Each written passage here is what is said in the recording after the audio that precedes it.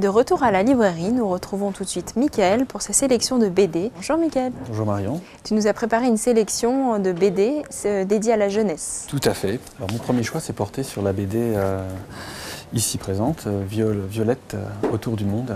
Petite fille d'une douzaine d'années, pas comme les autres, puisqu'elle appartient à une troupe de cirque. Sa maman est femme canon et son papa est dompteur d'insectes.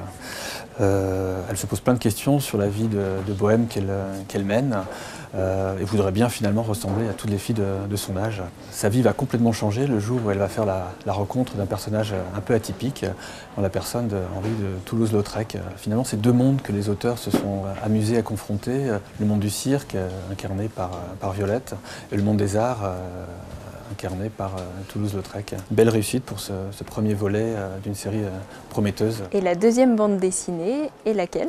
Alors, deuxième BD que j'ai choisi de vous présenter, c'est celle-ci, réalisée par deux auteurs femmes, Sowa et Solélac, aux éditions Bambou. Histoire de poireaux, de vélo, d'amour et autres phénomènes.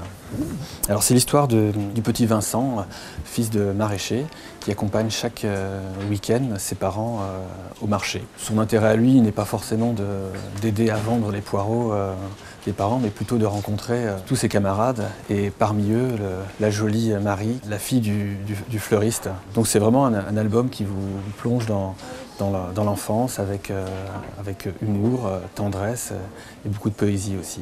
Et la troisième BD que tu as sélectionnée est une bande dessinée qui parle de la Seconde Guerre mondiale, il me semble. Mon troisième choix s'est porté sur les enfants de la résistance, paru aux éditions Lombard et réalisé par Hers et Dugommier.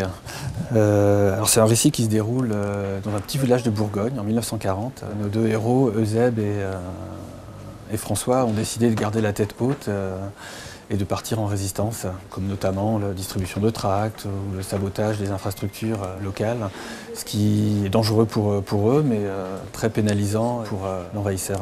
Avec cet ouvrage, les auteurs se sont attelés à une tâche assez délicate qui était de faire découvrir la guerre et faire comprendre la guerre et l'occupation aux jeunes. C'est une belle découverte et une approche réussie de l'occupation.